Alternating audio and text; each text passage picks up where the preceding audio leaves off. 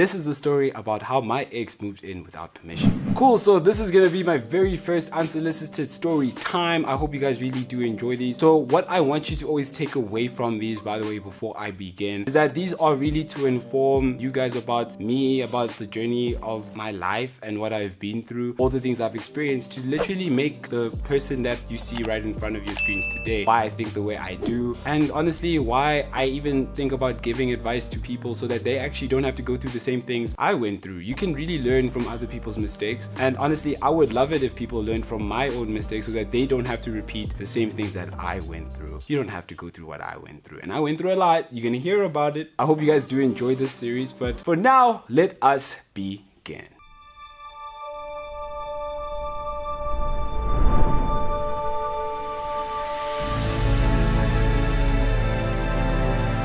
Okay, where do I begin? So yeah, once upon a time, the chocolate man had a friend with benefits.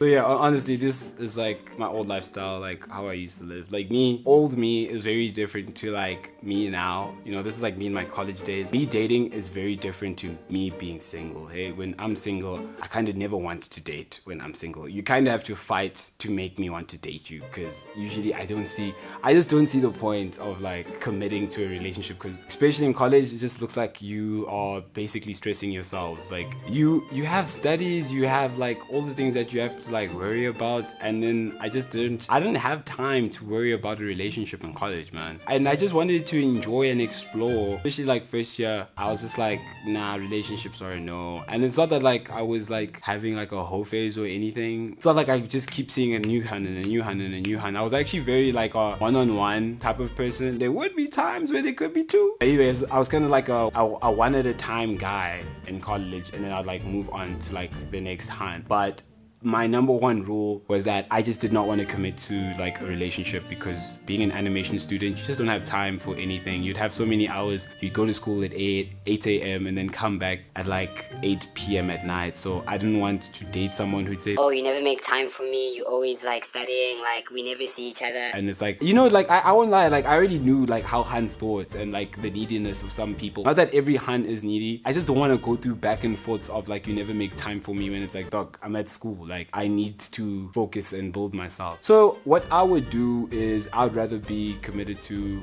like friends with benefits, nothing serious, always fun.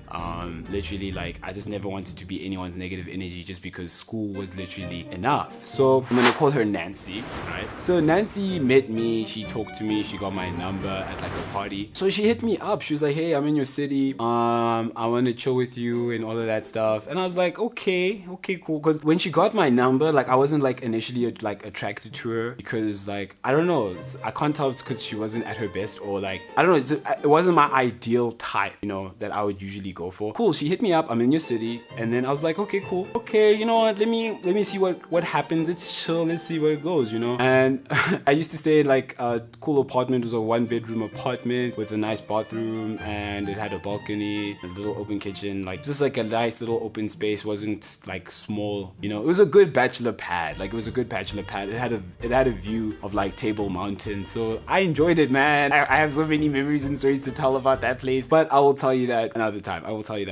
But anyways, cool. So yeah, I invited her over. From the first time I met her, she seemed very forward and very like I want what I want type of woman, because the way she was talking to me, like I was like, okay, you have a lot of confidence, you know what you want, you know. And that's even why like I was like, you know, you can have my number, I don't mind. But now like all of a sudden, like her energy was like more quiet, it was more timid, and she was just like, she didn't want anything to drink, not even juice. Like I offered her food, she's like, no. And I'm like, okay, you don't want hospitality, like what did you come here for, you know? Because I'm actually trying to figure out like, okay, like how is this gonna work? So I was like, cool, let's just talk, let's watch movies, whatever they were. We're watching movies, we're talking, and then cool, then like I'm out here thinking that maybe like nothing's gonna happen, and I'm like, with me, I'm cool with nothing happening. Like I'm very chilled with like nothing happening. But then eventually something did lead to another. I'm like, oh, okay, she does want something to go down, right? So I was like, cool then. We ended up in the bedroom. Then obviously, like, you know, one thing led to another. And it was a good night. Like, yo, like, I won't even lie. Like, I think it was like the first time someone ever cried, like, during like sex, right? And I don't know, it caught me off guard because I was like, yo, you hurt? Like, what's up? Like, are you okay? And then like, she was just like, no, like,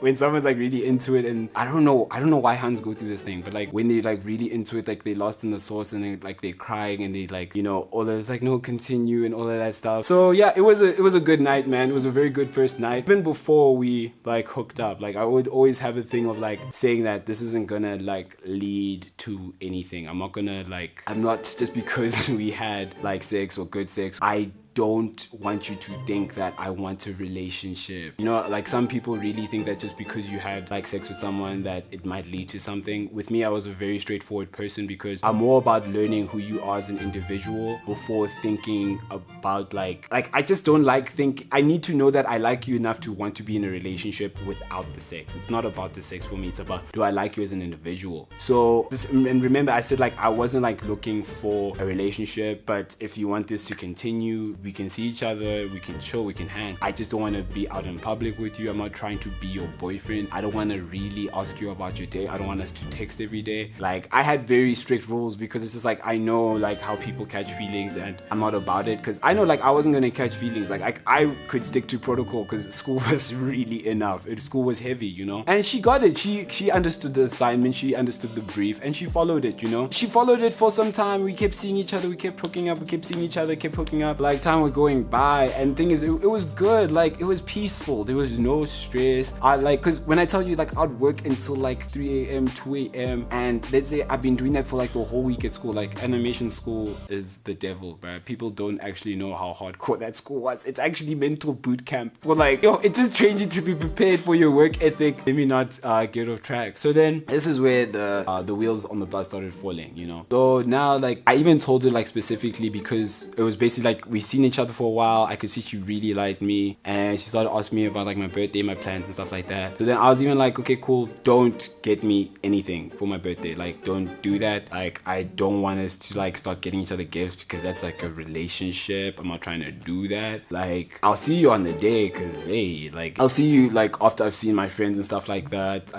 Yeah, mixing your friends with a Han you're not dating is one of the worst things you could ever do if you don't want to date the person, because a lot of people might think that you guys look good together. They might plant seeds in your head, but even worse, in the other person's head, and now they might start pushing the agenda of like relationship stuff and all of this stuff. And that's even why I just don't do dates. Don't see each other in public. Don't mix your friends. Just keep all of that separate so that you know what the assignment is. You stick to the assignment. You don't drop the ball, dog. But hey, guess who dropped the ball? She started saying that she loved me right over the phone. Like, I think it was just a few days like before my birthday. She started saying that she loved me, and I was like, you said what? What did you say? And they say, yo, and you know when someone's like shy on the phone, it's like, oh, never mind, like, and then she's like dropping the phone. I'm like, okay, so he's like, now you're telling me you love me and stuff. I'm like, hey. Like, my birthday came and she did the complete opposite of like what I told her not to do. Like, she started getting me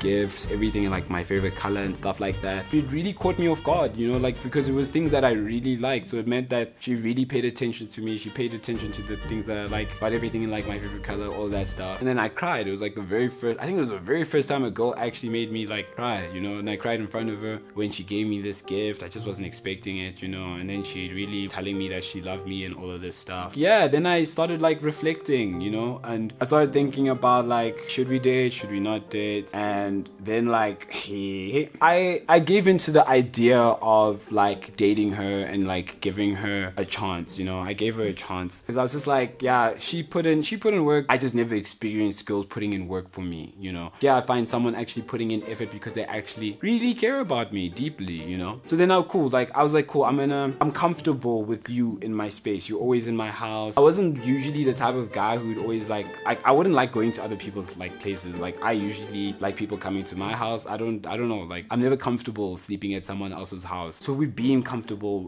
with each other. I'm so comfortable with her being in my space. Now, like, I had to leave for Joburg for a while, you know. So then I told her that she could like house sit while I'm gone, because I didn't want the place to like get dusty. So I went to Joburg and I came back. When I came back, like, she had like, she basically like set up all these like beautiful things like in the place, and we had like a very romantic like evening. Things were like really great. Like, we were basically cozied up because we were on holiday at the time. We were chilling with each other like every day until schools would open, you know. So I was like chill with that because she wasn't leaving. I thought she was gonna like go back to her usual apartment, like, you know, she's gonna go back home. But then like all of a sudden, like when schools opened up again, she wasn't like leaving. I'm not leaving. I'm not leaving. I'm not fucking leaving!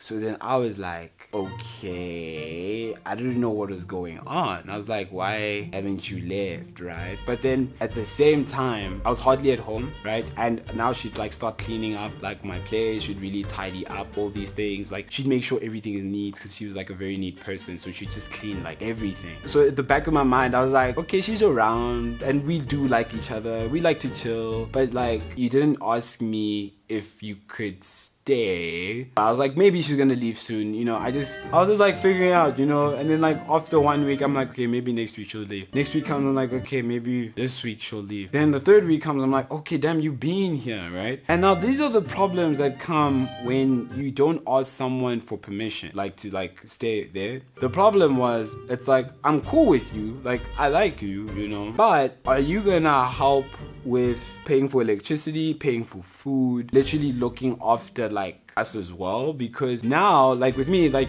I didn't have a job. I was literally a student. I literally just got like an allowance from my parents to survive, you know. And that allowance was good enough for one person, because I actually realized I actually wasn't really bad with money. Now that I look back at it, like I actually had very little money in college compared to other kids in Cape Town. Yo, other kids had it all. Other kids were living it up, dog. Like all I had was literally like a little allowance in game, dog. All I had was like a little allowance in game. The only thing that really did save me was like a car, but hey, at the same time, like that's all I was working with. Like I wasn't the type of person who's gonna like ball out, or I'm not the target market. I was not your target market.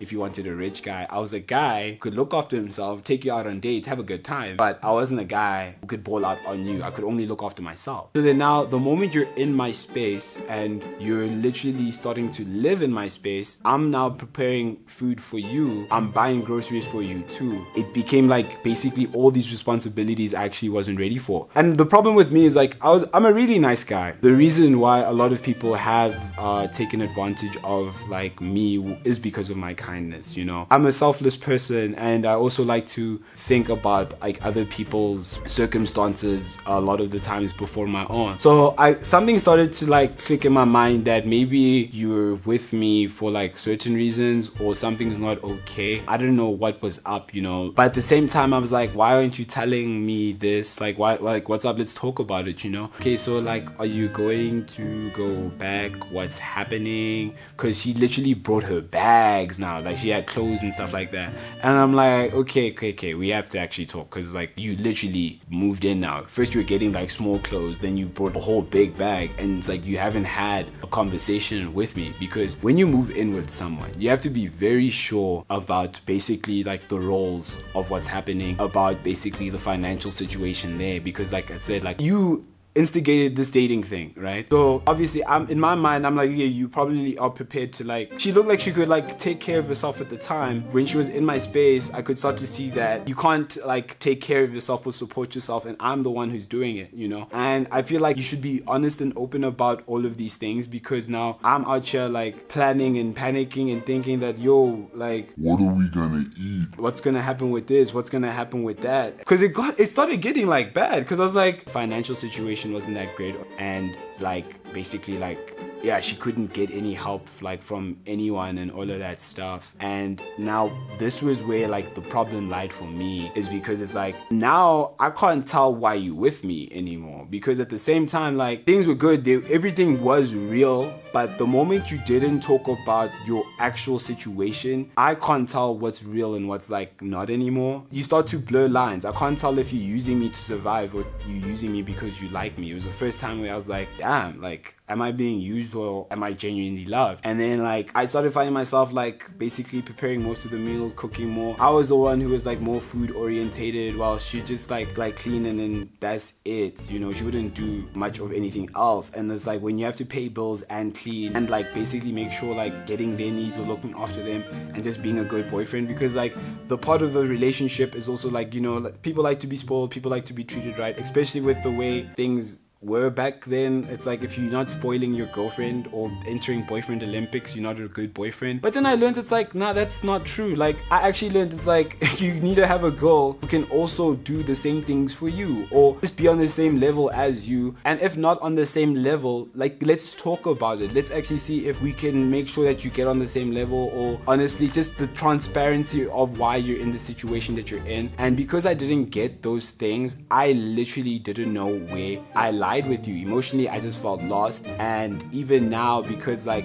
it just didn't feel clean to me anymore, because when you do something from like a pure intention and a pure state, it feels good. But now when you feel like someone's with you because it feels like they're with you because they're trying to survive, it doesn't feel genuine anymore. I just didn't like it. I didn't like that energy. I didn't like that you couldn't be honest and open with me, because it's like I was an open book. I was an open book about everything, and you got to like understand like me, you know, like I'm a really calm guy. I'm not a judgmental guy. I understand people's situations. And I think what hurt me the most is like you couldn't actually open up about your situation, you know, because like with me, like I'm a very helping person, because I think what would have made everything better is if she had come to me like clean, open and honest, and like, yo, like I really like you, but basically like this is like my situation and I don't know how it's gonna like affect our relationship. You know, if she came and said like things aren't actually that great and I'm actually struggling with this and that, I just don't want it to affect our relationship, it would have made everything else fine. Like I wouldn't mind, because then I could basically like get extra help from like either my parents or just like really find a way around it. Because like when you love someone, I don't feel like love should ever be a materialistic thing or a thing about like your financial upbringing, because I already got to know you, and like the type of person that you are and the type of heart that you had when we were together was honestly enough. Like for me, that was enough. I didn't care about money, because I really tried. I thought things were gonna get better, you know, I had hope. But then like I could see that like she was basically like trying to control me. All of a sudden, like I can't see my female friends. She doesn't like my female friends. Even now with my male friends, she had beef with like my male friends. I couldn't really mix the two anymore, so I was struggling to see my friends, where it's like you came in my space and I would always see my friends in my space. And even when I'd go out and I'd come back, I'd get like whack energy because I went out and had fun, but at the same time she didn't want to go out and have fun. So now I was just like, I understand, like, dude, what do you mean? Like, you're here, you came into my space, I didn't ask you to be here. On top of that, you controlling who I associate with and who's around me. And I was just like, nah, I'm not enjoying this because you do nothing for me, you know? And you start to realize like you're not getting anything out of like this relationship in terms of like joy. All that you're literally just getting is just like sex, and like really sex is just sex, like when you can have sex with like anyone. Had she had come clean about all of that stuff, honestly I feel like we could have solved and moved on. Because like I said, like with me, I'm a very easy person to talk to. I'm a very easy person to like, I'm understanding and I'm selfless, so we could fix anything if you want the relationship to work. But if you're trying to control me and like, I don't know, mold me into what you're comfortable with, it's not gonna work, because you've already crossed so many of my boundaries without even like asking me, you know. I would just cater for you because I can see that, okay, you must be struggling. Eventually you're gonna come right and come open, because I don't even like to rush people if they struggle to open up, dog. Like, it's just not me. You open up when you open up. But hey, I learned the hard way, because literally things got so bad that I would make sure that she'd eat before me, you know, as in like I was literally like broke at the end of the month. And it's like I just can't, I'm the type of person who can't ask for money like from my parents unless it's like a dire situation. But this was different, because it's like, I'm not gonna ask money. It's like, can you feed me and my hand already? It sounds whack, dog. It just sounds wrong. With her not ever being honest about everything, it had such a bad turn on our relationship. I started like losing weight because I wasn't like eating as much, and then like, people thought like something was like wrong with me, like what was going on, is everything okay? I even started becoming depressed. depressed, honestly, because of like all the stress, because it was like with school at the same time, whilst looking after this person, whilst worrying about money, whilst not being able to feed myself, but to rather feed her over me. Because it's like, if I'm someone's man, the right thing to do is to think about your partner over yourself. I'm a selfless person when I date. Like I said, like me being single is literally like the opposite of me being in a relationship. I become like ultra selfless when like I'm in a relationship. But then hey, like it was bad, man. I couldn't wait to like leave the actual relationship just because I didn't know where we stood. Like I didn't know if it was love anymore. I didn't know anymore. I was just tired of feeling like a parent, feeling like a dad. Like I didn't want to go through that ever again. I didn't want to feel like I was broke when I wasn't broke. I was just fine. It's just that looking after someone when you don't have a job is already crazy enough. Even if I had a job, I learned that I would never want to be in a situation where I'm with someone who isn't trying to, even if you're trying to make a plan, but if you're not vocal about the situation and you want to inform me about your life so that we can move forward as a couple or as a team, I can't date you if you can't be vocal, and I can't force you to be vocal, but you need to be, because I'm your partner. We can't do this thing of I must just know the vibes, or I must just know that you're going through it, or I must know that you're depressed. Nah, dog, you have to talk to me about this. I'm your partner eventually, especially because I wasn't like a hard-headed person. What's wild is I was much kinder back then than I am now. I'd like to think I was very naive when I was young. But yeah, and I eventually did break up with her, but that's like a story for another time. I'll tell you that story. But moral of the story is, if you're trying to like move in with someone, tell them. Number one, tell them. Don't just move in thinking that, oh, just because everything's good and we chilling and we have good vibes, oh, nah, it's gonna work. No, especially if you don't have a job, especially if you can't look after yourself. There's certain things that have to be discussed before you move in with someone, right? Who's paying for what your role in this house is, and the roles don't have to be fixed. It's just about that one person doesn't feel like they're doing more than the other. The moment it feels like someone is basically raising you and completely looking after you, you kind of lose value in that person. When you're young, that's just dead weight, you know?